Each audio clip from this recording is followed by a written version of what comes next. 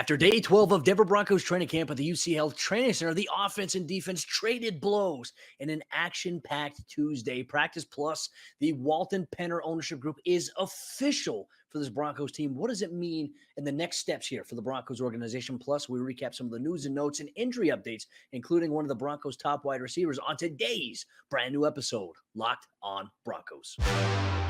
You are Locked on Broncos, your daily Denver Broncos podcast. Part of the Locked On Podcast Network. Your team every day. What's up, Broncos country? Welcome into a brand new episode, Locked On Broncos, your daily Denver Broncos podcast here on the Locked On Podcast Network, your team every day. Thank you so much to everybody in Broncos country for tuning in and making Locked On Broncos your first listen of the day, whether it's on your favorite audio podcasting platform or whether you're watching us on YouTube. Do us a favor, hit that subscribe button or that follow button so you never miss out on a day's worth of Denver Broncos news, content, and coverage here on the Locked On Broncos podcast. From the South Stands to the end zone, I'm your host, as always, Cody Roark, senior Broncos analyst and beat reporter for Mile High Sports, joined alongside by my co-host, Sayre Bedinger, site expert, predominantlyorange.com. Sayre, Tuesday was a big day in Broncos country, not just from a practice standpoint and a lot of storylines that are coming out of that, but it was a big day because it meant that the transition of ownership became officially official.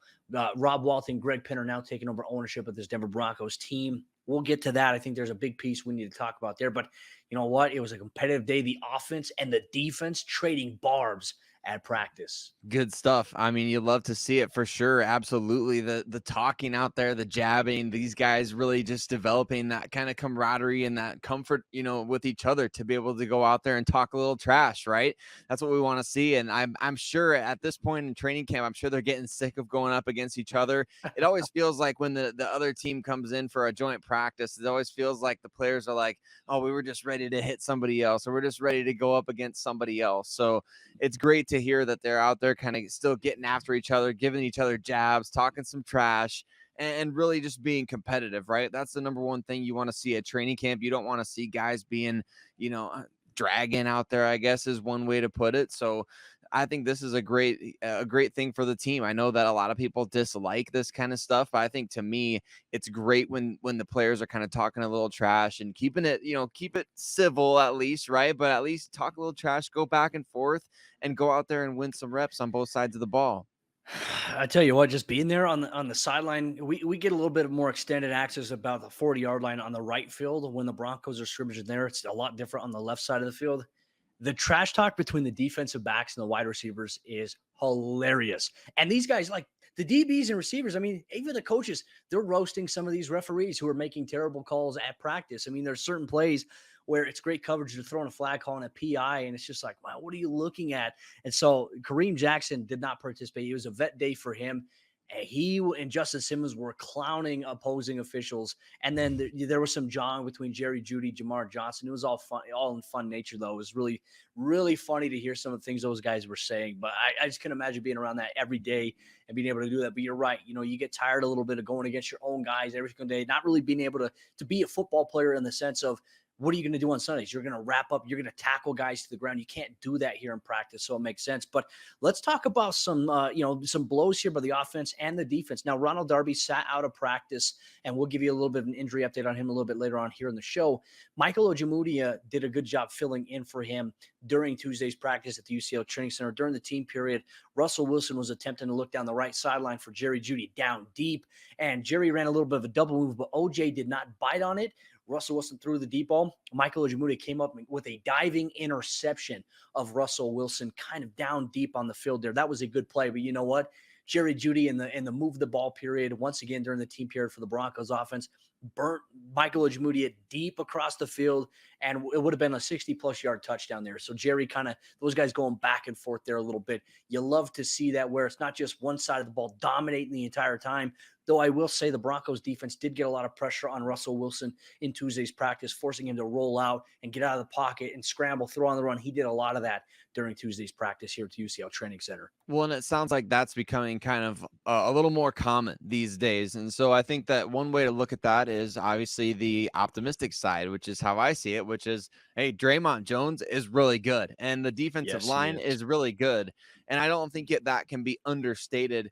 But what I do think can be understated is perhaps maybe, and you could speak to this better than I can, having seen him out there, but the offensive line, just really wondering, are they going to be able to hold up? And I think we need to see him in games, because I feel like almost every training camp, regardless of how talented the offensive line is, I feel like that the defense always kind of has an advantage during training camp, and then the games come around and all of a sudden the offensive line's not so bad. And we saw last year, I mean, this offensive line was pretty good, and they added some pieces that we haven't got to see everybody in place, like Billy Turner hasn't practiced and those type of things. But you just can't help but wonder, man, is the offensive line going to be able to hold up when the bullets start flying, when it's real football out there? I think they'll get a great test, obviously, with the Dallas Cowboys coming to Denver, and a lot of different pass rushers and players that are on that defensive front coming from Dan Quinn's defense that are going to be out to, try to get after Russell Wilson as well. So to me, I think that's both good and bad. I think you have the defensive line bringing the pressure. I think they've been consistent with that, and it seems like they're going to be doing that in the regular season. You just don't want the offensive line giving up pressure all throughout the regular season either. I think that's a big thing to follow to it. And I'm glad that you made the point that we have seen this consistently at training camp year in and year out, where it looks like they're giving up a lot of pressure, and it looks like, hey, that probably would have been a sack, but in the regular season, they adjust. It is definitely different when you're going against people that don't know what you're doing. I think that's the thing with the defense. They understand based on formation and personnel, okay, hey, they might be doing this play. We're gonna line this way and execute the play this way defensively. That's where the competitiveness is. But it was very balanced, about 50-50 on the day here. Wednesday's practice is expected to be a jog through, so there really won't be much to gather out of Wednesday's practice in terms of any key takeaways. I know we have a topic of discussion at inside linebacker we'll bring up for tomorrow's episode of the show. But outside of that, I wanted to give a little bit of props to Faion Hicks and Damarri Mathis, the rookie cornerbacks here for this Broncos football team. Both stepped up today, and Faion Hicks continues to make plays, whether it be in the nickel, whether it be in the outside. He does a really good job against the run, and his coverage has been pretty sticky so far the last couple of days. But then you go to Damarri Mathis. There was a time where he was in with the defense, and he had to go against Jerry Jeudy. Jerry Jeudy attempted to run a sluggo, a slant and go, and Damarri Mathis was on top of it the entire way, shielded him, and it was an overthrow. It was incomplete. Jerry Jeudy could not get to the football because of Damarri Mathis. And I tell you this, Justin Simmons, Patrick Surtain, those guys were going crazy on the sideline for Damarri. The defense was very hyped up, and that's where we started to see a little bit of that jog and that chit-chatting going on there. So something to kind of throw out there in terms of some news and notes from Broncos practice on Tuesday, day 12, at the UCHealth Training Center in the books. But the biggest news of the day leads to the ownership situation. But the NFL held a very special league meeting with other NFL owners to vote on the final process of approval and transition of ownership for the Denver Broncos, and all things point to the other side as going through what might it look like for the Walton-Penner group on their first day as members of the Denver Broncos. We talk about that coming up here in just a moment. But before we do that, let me tell you about BetOnline.net, the sponsor of today's episode, Locked On Broncos. And BetOnline.net is the fastest and easiest way to check in on all your betting needs. You can find all your favorite sports and events at the #1 online source for odds, lines, and games. You can find reviews and news of every league, including Major League Baseball, NFL, NHL, NBA, combat sports, esports, and even golf. BetOnline continues to be the top online resource for all your sports wagering information, from live in-game betting, scores, and podcasts. They have you covered. So head to betonline.net here today, or use your mobile device to learn more about the action happening today. BetOnline, where the game starts. The Pat Bowlen era has officially ended for the Denver Broncos after the NFL unanimously voted to approve the Walton-Penner Group as the next appointed owners of the Denver Broncos franchise. Thank you once again, everybody, for making Locked On Broncos your first listen of the day every single day on your favorite podcasting provider or here on YouTube. We have you covered. As we said, Locked On Broncos, your team every single day. Sayre, the big news really of the day outside of the football aspect, we talk about the organizational aspect. It is the official transfer of ownership. Rob Walton, Greg Penner, they are now the official owners of the Denver Broncos after it was voted unanimously by other NFL league owners on Tuesday to approve the sale and the transition of ownership to the team. And there were various reports. Obviously, Mike Kliss, our 9 News insider, was there, and he said there was constant round of applause going into the rooms during the voting process, and it made it seem like a big thing. Like, this is a huge change, not only just for the Denver Broncos, but it is for the National Football League.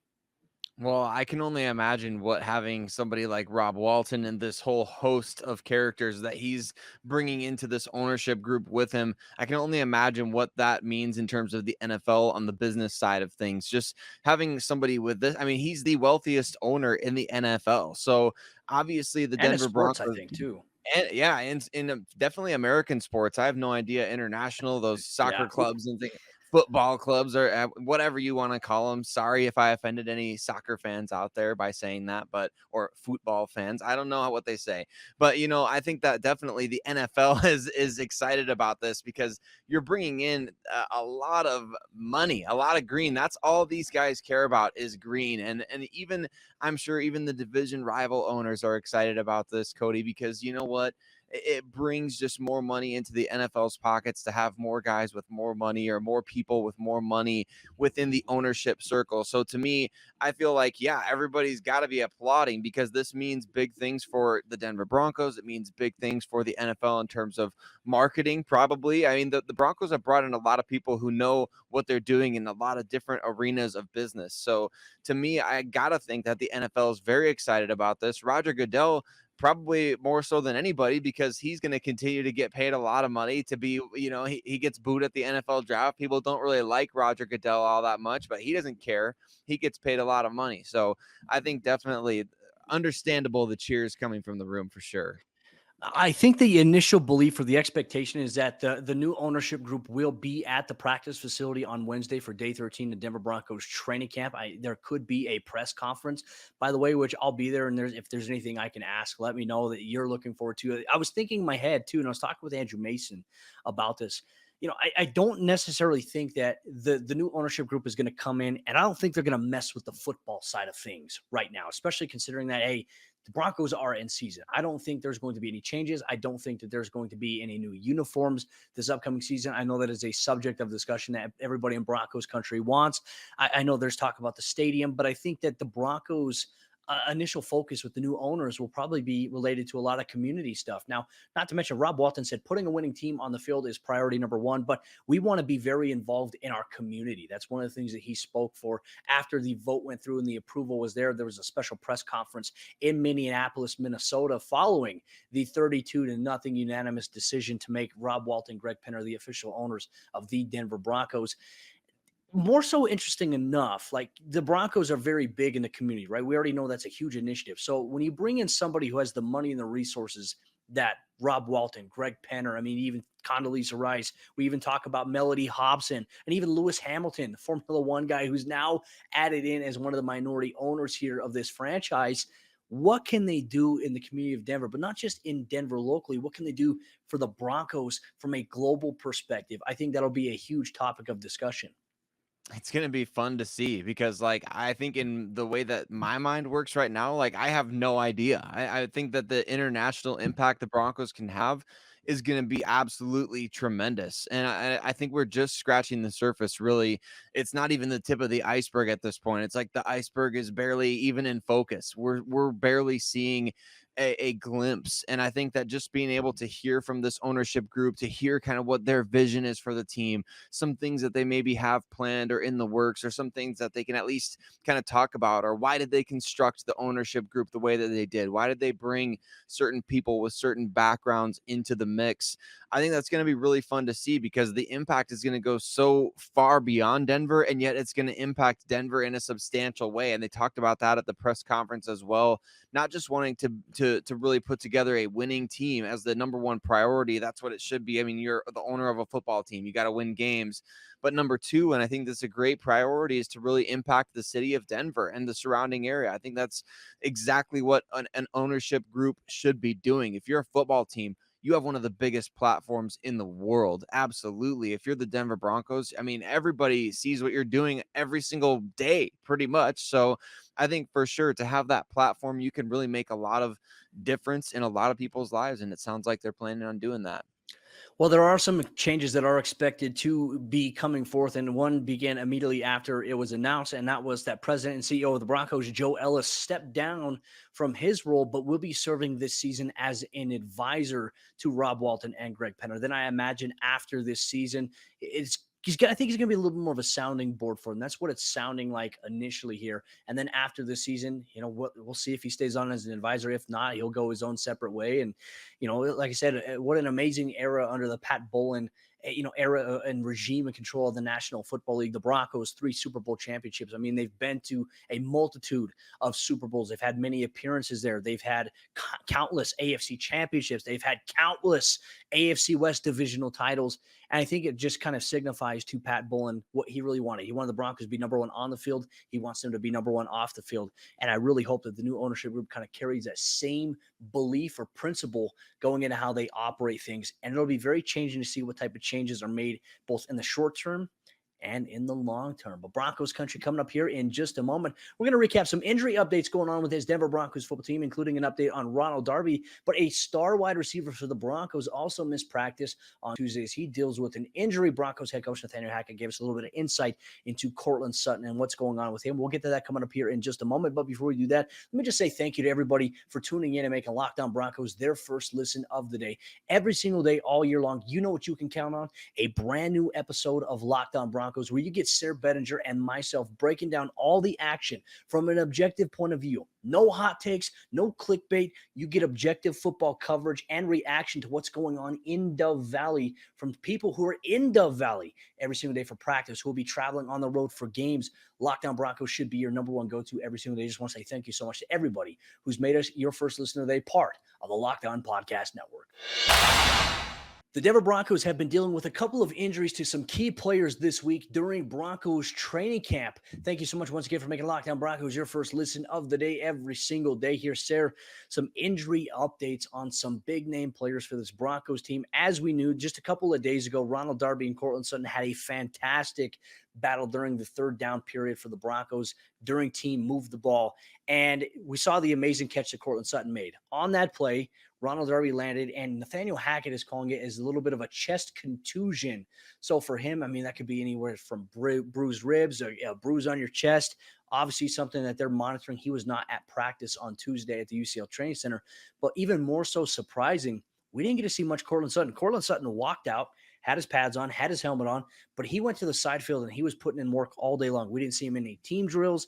And I think that was a little interesting at first. And then we found out after practice, Nathaniel Hackett said he's dealing with a little bit of a shoulder right now. So part of me is wondering, did he get injured on the same exact play where he caught the ball on Ronald Darby? I mean, that's the only thing that makes sense at this point, unless he slept wrong, because that was the last play that he played so far for the Broncos during practice.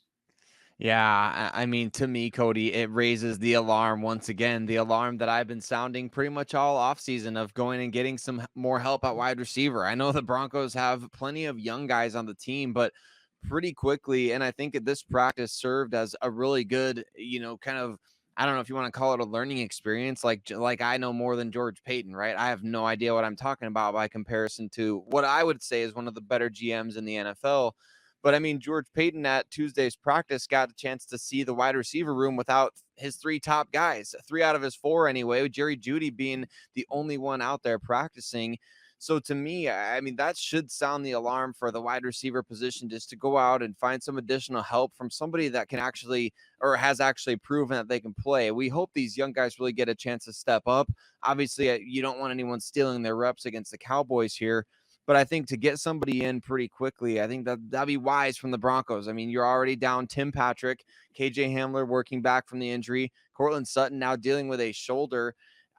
To me, Cody, that's how my brain works as as the guy that used to simulate all the games on Madden and go straight to the offseason and do the roster building. I'm looking at just fortifying that depth there. So you hope that this is nothing really serious for Courtland Sutton. Obviously, if he's out there in shoulder pads and working on the side field, maybe it is just being precautionary. And I think that that's something that we can take away early on. And I guess late now in training camp with this coaching staff is that they are really intentional about being careful with these guys that are coming up with dings and bruises and little injuries here and there.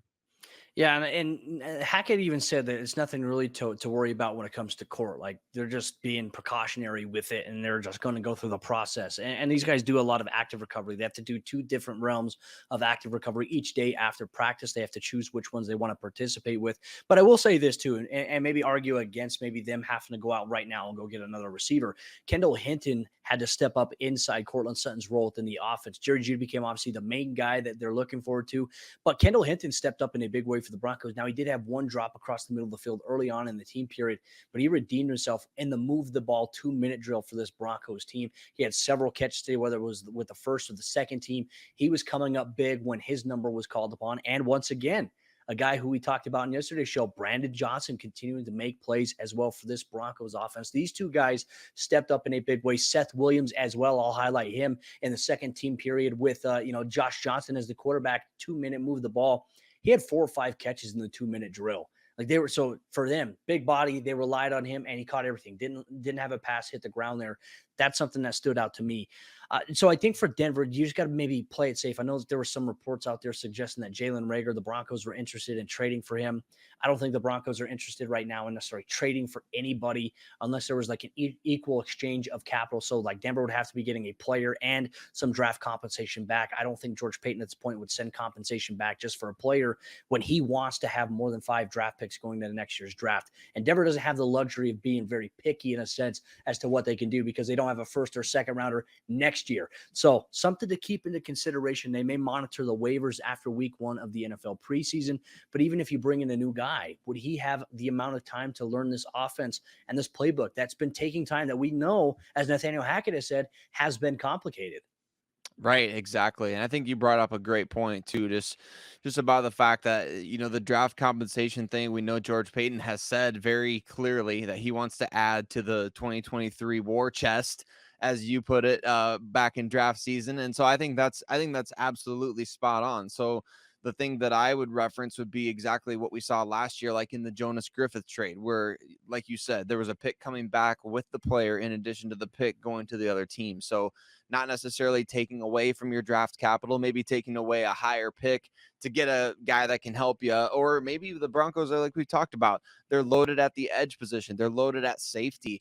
It'll be interesting to see who cracks the roster at those spots and what other teams are thinking in terms of, George Paton and the front office, they're going to be catching whiffs and they're going to be catching whispers of what other teams are trying to do in terms of the players that the Broncos may have on the bubble. So they'll know where they have leverage in terms of being able to trade guys on the roster. So that whole frenzy is going to be coming sooner than we think, or sooner than we know here. And so I think we'll find out in due time. But you're right. It's a complicated offense. And Nathaniel Hackett did mention too, as a quick side note, he mentioned that wide receiver is one of the hardest positions to learn in the offense. So of course, trading for somebody there, it would take them a few weeks to get up to speed. So it'll be fascinating to see, though. I'll be interested as the offseason progresses if they do have to deal with more and more injuries. Of course, Tyree Cleveland also being out at the moment. It'll be fascinating to see just how aggressive George Paton gets, because we know, like last year, we saw him make a few moves to fill some holes. And obviously, if these guys are going down, if they're dropping like flies out there, he might have to do something. Darius Shepard season could be upon us here, Sir Bedinger, as we approach the first preseason game. Only a couple more days of Broncos training camp practice. The Cowboys will round things off on Thursday at the UCHealth Training Center, joint practices with them. And then you have the preseason showdown on Saturday evening, 7:00 p.m. Mountain Time. And then you can turn your dials here immediately after the game to Locked On Broncos for a post-game recap and report. You get that here on the Locked On Broncos podcast. But Broncos country, that'll wrap up today's episode of the show. Tomorrow will be day 13. We'll get some more on the NFL ownership side of things when it comes to the Denver Broncos. We'll see who meets with the media, if anybody from the new ownership group does. And we also throw out a little bit of an interesting conversation because Broncos country wants George Paton to trade for a linebacker in Chicago by the name of Roquan Smith. We tell you maybe why that is or is not a good idea for the Broncos at this point in time. You get that on tomorrow's episode, Locked On Broncos.